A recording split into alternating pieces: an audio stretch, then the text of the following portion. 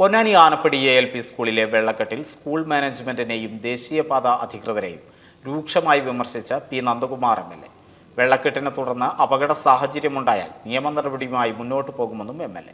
ദേശീയപാത നിർമ്മാണത്തെ തുടർന്ന് മഴക്കാലത്ത് രൂക്ഷമായ വെള്ളക്കെട്ട് രൂപപ്പെടുന്ന പൊന്നാനി ആനപ്പടി ALP സ്കൂളിന്റെ കാര്യത്തിൽ ദേശീയപാത അധികൃതരും സ്കൂൾ മാനേജ്മെന്റും നടപടികൾ സ്വീകരിക്കാത്തതിനെ തുടർന്ന് വിളിച്ചു ചേർത്ത യോഗത്തിലാണ് MLA രൂക്ഷമായി പ്രതികരിച്ചത്.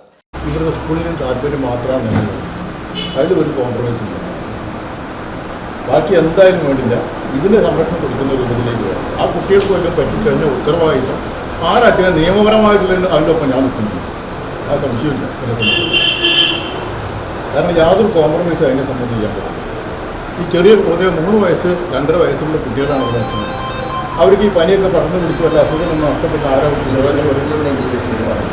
ഉത്തരവാദിത്തം പറയും. ഇതിനെ സംബന്ധിച്ചിടത്തോളം ഈ തർക്കത്തിന് മുകളിൽ വെള്ളം ഇങ്ങോട്ട് ഫ്ലോ ചെയ്യാം അങ്ങോട്ട് ഫ്ലോ ചെയ്യാം എന്നൊക്കെ ഒരു കാര്യമുണ്ടോ? അതിനെ സംബന്ധിച്ചിടത്തോളം വെള്ളം നിൽക്കുന്ന കുട്ടികളുണ്ട്. തീരദേശ മേഖലയിൽ കൂടുതൽ കുട്ടികൾ പഠിക്കുന്ന വിദ്യാലയങ്ങളിലൊന്നായ ആനപ്പടി ALP സ്കൂളിൽ കഴിഞ്ഞ 2 വർഷമായി മഴക്കാലത്ത് വെള്ളക്കെട്ട് ദുരിതം നേരിടുകയാണ്. ദേശീയപാതയോരത്തെ സ്കൂളിന് മുന്നിൽ ദേശീയപാത ഉയർത്തി നിർമ്മിച്ചതാണ് വെള്ളക്കെട്ട് രൂക്ഷമാകാൻ ഇടയാക്കിയത്. നിർമ്മാണവേളയിൽ തന്നെ വെള്ളം ഒഴിഞ്ഞുപോകാൻ സൗകര്യമൊരുക്കണമെന്ന് നഗരസഭ ദേശീയപാത അധികൃതരെ അറിയിച്ചിരുന്നെങ്കിലും ഇക്കാര്യം ഗൗനിക്കാതെ പാത നിർമ്മിച്ചതാണ് വെള്ളക്കെട്ടിന് ഇടയാക്കിയത്.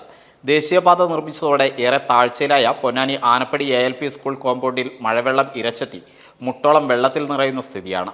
കഴിഞ്ഞ ദിവസങ്ങളിൽ പെയ്ത കനത്ത മഴയിൽ സ്കൂളിന് ചുറ്റും രൂപപ്പെട്ട വെള്ളക്കെട്ടിന് ഇതുവരെ ശമനമായിട്ടില്ല. വെള്ളം കെട്ടിനിൽക്കുന്നതിനാൽ ജലജന്യ രോഗങ്ങൾക്കിടയാക്കാൻ സാധ്യതയുണ്ടെന്ന് ആരോഗ്യ വിഭാഗം മുന്നറിയിപ്പും നൽകിയിരുന്നു. LKG കുട്ടികളടക്കം 100 കണക്കിന് വിദ്യാർത്ഥികൾ പഠിക്കുന്ന വിദ്യാലയത്തിലേക്ക് കുട്ടികളെ വിടാൻ രക്ഷിതാക്കളും മടിക്കുകയാണ്. ഒരാഴ്ചക്കകം വിഷയത്തിൽ അടിയന്തര നടപടി സ്വീകരിക്കാമെന്ന് ദേശീയപാത വിഭാഗം ഉറപ്പു നൽകി. കോമ്പൗണ്ടിൽ മണ്ണിട്ടുയർത്തി സ്കൂളിനകത്തെ പ്രശ്നങ്ങൾക്ക് പരിഹാരം കാണാൻ സ്കൂൾ മാനേജ്മെന്റിന് നിർദ്ദേശം നൽകി. വളരെ മെച്ചപ്പെട്ട രൂപത്തിൽ പ്രവർത്തിക്കുന്ന സ്ഥാപനമാണ്. നമ്മുടെ കോസ്റ്റൽ മേഖലയിൽ ഒരു 5-8 വാർഡുകൾക്കകത്തുള്ള കുട്ടികളാണ് ഇവിടെ പഠിക്കുന്നത്. ഒരുപാട് ക്ലാസ്സുകളുണ്ടായിരുന്നു. ഇപ്പോൾ ക്ലാസ്സുകളുടെ എണ്ണം കുറഞ്ഞു വരുന്നതിന് അസൗകര്യം മൂലമാണ് ഇതിനെ സംബന്ധിച്ചിടത്തോളം. ഈ അസൗകര്യത്തിന് കാരണം ഒന്ന് ഇവിടുത്തെ വെള്ളക്കെട്ടാണ്. വെള്ളക്കെട്ട് 2 വർഷം പോലും വെള്ളക്കെട്ട് ഉണ്ടായിരുന്നില്ല. അങ്ങനത്തെ പ്രശ്നമേ ഉണ്ടായിട്ടില്ല. ഈ NH-ൻ്റെ റോഡ് ഉയർന്നതോടുകൂടി ഇത് താഴ്ന്ന പ്രദേശമാവുകയും ഇവിടെ വെള്ളം വെക്കുന്ന ഒരു സാഹചര്യം ഉണ്ടാവുകയും ചെയ്തു. അതുകൊണ്ട് അടിയന്തര നടപടി സ്വീകരിക്കണം. ഇതിനെ സംബന്ധിച്ചിടത്തോളം NH-ന് റിപ്പോർട്ട് ആവശ്യപ്പെട്ടിട്ടുണ്ട്. അതിൻ്റെ ഡയറക്ടറോട് സംസാരിച്ചിരുന്നു. ബാക്കി എല്ലാവരും നമ്മൾ സംസാരിച്ചിരുന്നു. ഇവിടെ വന്ന ഉദ്യോഗസ്ഥരും ഇവിടെ എല്ലാ വകുപ്പിൻ്റെയും ഉദ്യോഗസ്ഥന്മാരുടെ യോഗമാണ് ചേർന്നത്.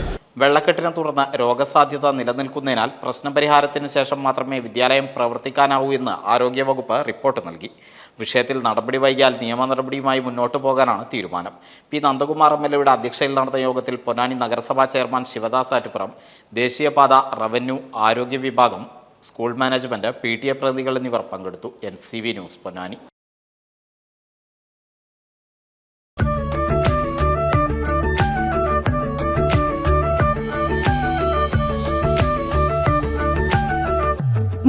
വർഷത്തെ വിശ്വസ്ത പാരമ്പര്യവുമായി എന്നും എപ്പോഴും കൂടെയുണ്ടെന്ന വിശ്വാസം. Basith wedding mall, Basith arcade, Poongottukulam, Tirur.